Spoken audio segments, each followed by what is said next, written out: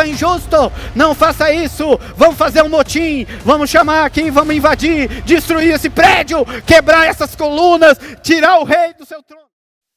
Salomão julga a causa de duas mulheres. 1 Reis 3:16. Decisões assertivas.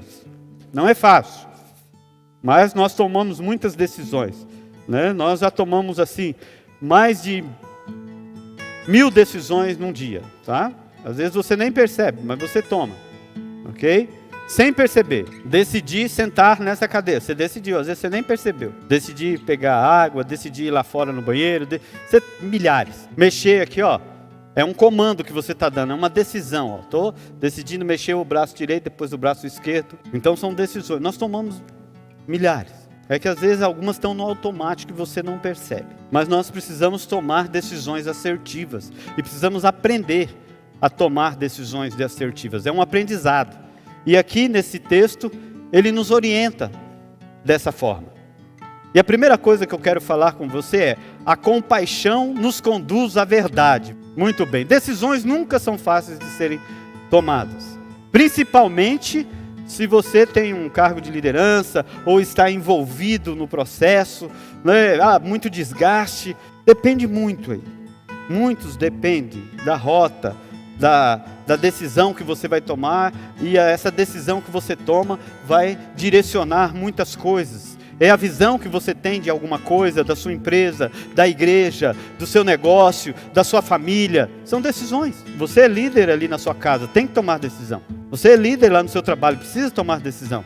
Você é líder na igreja, precisa tomar decisão. E sempre irá agradar alguns e desagradar outros. Toda decisão tem perdas, danos, ganhos e alegrias. Hernanes Dias Lopes, ele diz assim, ó: quem tem medo de críticas está mais preocupado com os aplausos do homem do que com a aprovação de Deus. Só que nós vivemos em um tempo onde a judicialização da vida, do cotidiano, se tornou normal, principalmente no nosso país, né? Não deveria ser assim, mas infelizmente parece que é um remédio amargo que nós estamos aprendendo a lidar com ele. Parece que nos falta alguma autonomia para tomar até algumas decisões sobre as coisas. Parece que nós perdemos a capacidade de entender o que é certo e o que é errado. Mas aqui, nesse texto, duas mães com um problema grave, e esse dilema chegou até Salomão, que neste momento é a corte suprema ali da nação, e era necessário tomar uma decisão.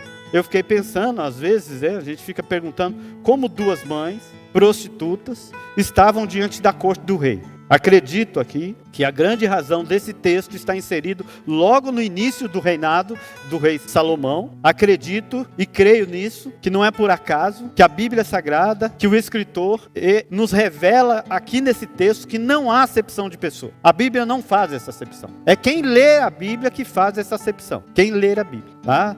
Depende com que óculos que você está usando para leitura, aí você vai encontrar o que você quer. Então, aqui no texto, mulher e prostituta seria uma rejeição dupla, não é isso? Porque fala que a Bíblia ela é anti a mulher e tudo mais, não tem isso? Aqui não, é duas mulheres prostitutas diante do rei e foram recebidas e o processo correu, tramitou. E o que isso tem a ver, além disso, de não fazer acepção? É que a justiça foi estendida igualmente a todos no reinado de Salomão.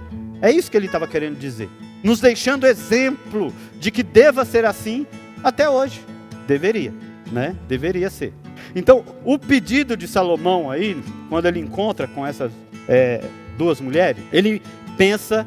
Ele vai refletir um pouco após ouvir a história. A hora que você lê o texto ali, fica até meio estranho, né? Porque assim, ela diz que você que morreu, o filho que morreu não é mais seu, e o filho que está vivo agora é da outra, e a outra pegou o filho que estava morto, colocou naquele que estava vivo, e pegou aquele que estava vivo, e tomou aquele que era do morto.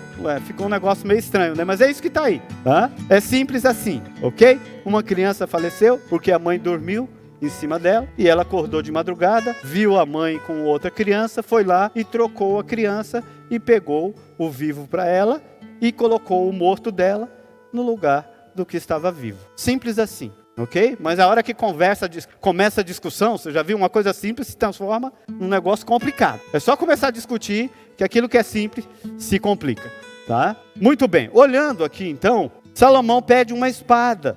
Fala, traz aí uma espada. Tenho certeza que Salomão não ia cortar essa criança, mas ele pede. mas deixa ali as pessoas que estavam presentes ali, eu acredito que ficou muito em dúvida sobre a sabedoria de Salomão e a decisão que ele iria tomar. Ainda mais ele fala, a orientação que ele dá, ele fala assim: corta essa criança, esse menino no meio. Já imaginou se você estivesse lá? O que você ia falar? Isso é injusto, não faça isso, vamos fazer um motim, vamos chamar aqui, vamos invadir, destruir esse prédio, quebrar essas colunas, tirar o rei do seu trono. Não é? Muitas vezes é assim, porque a gente não aguarda a coisa acontecer e começa a tomar decisões no meio do processo. A gente não aguarda o processo, tá? Mas ainda bem que a gente sabe o texto todo, ok? Não é isso? A gente já leu todo o texto e já entende. O pastor está delirando. Não, eu acredito que aconteceu desse jeito mesmo. É porque o texto não vai dar esses detalhes para a gente. Mas que desagradou um monte de gente, não é isso? Então creio que muitos pensaram assim: esse rei está louco, vai pegar uma espada para cortar essa criança no meio? A decisão final do rei, então, foi motivada pelas entranhas da compaixão. E não pela justiça. Pelo amor e pela misericórdia. Porque nisso estava a verdade. E não foi usada por interesse, seja ele qual for.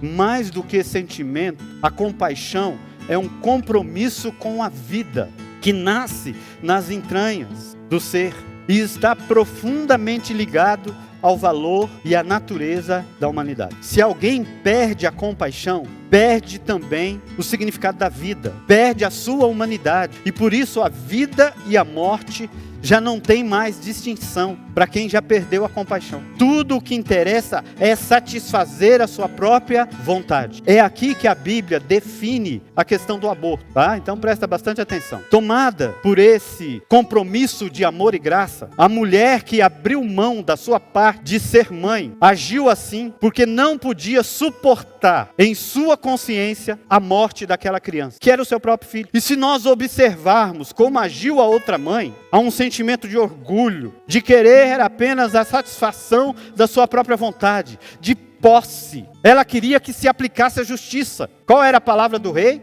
Ele não era a corte suprema da nação? Corta essa criança no meio. Não era essa a orientação? Estão pensando comigo aqui? Corta essa criança no meio. Qual era a justiça? Corta no meio, dá metade para cada um. Nem sempre, amados, a justiça está inserida, aquilo que é inserido na justiça, que às vezes a gente chama de legal, é moral. Entenda isso. Mas tudo aquilo que mexe com as entranhas da compaixão do homem, isso é legal e moral. Aquilo que mexe com graça e misericórdia, isso é legal e moral. Pois a mãe que perdeu a criança não estava interessada no bem-estar dessa criança, da vida, ou da mãe verdadeira. Não estava pensando naquela mulher, mas apenas em satisfazer a sua vontade, arrogante e mentirosa. Presta atenção numa frase de Santo Agostinho. Ele diz assim: as pessoas costumam amar a verdade quando esta as ilumina, porém tendem a odiá-la quando as confronta. Com a decisão sábia de Salomão, o povo reconheceu a humanidade do rei, a justiça foi feita pela misericórdia e não pela espada, e essa é a verdadeira sabedoria, que põe em relevo a vida, sobretudo que acompanha e auxilia aos fracos, aos oprimidos, aqueles que são rejeitados pela sociedade. Quem é que estava diante do rei? 2 mulheres prostitutas. A justiça se estabelece para aqueles que não conseguem tê-las. A gente vê mais ou menos a coisa complicada nesse país, não é isso? Que a justiça se estabelece só para aqueles que têm condições de pagá-la. A decisão do rei aqui revelou a sua relação com Deus, que é o autor e o princípio da vida existente, porque não se deixou conduzir por motivações egoístas, humanas. Então nós temos que entender uma coisa aqui: de todas as dádivas que Deus nos concede, a melhor é Ele mesmo. Deus é mais importante do que a nossa própria vida, porque Ele é a vida plena e abundante. O abençoador é muito melhor do que a bênção. O doador é muito melhor do que as suas dádivas. Deus é indispensável, insubstituível, é infinitamente necessário em nosso dia a dia, em nosso cotidiano, em nossas decisões. Deus é o deleite da nossa existência. Nós devemos buscá-lo em primeiro lugar, em todo tempo e o tempo todo.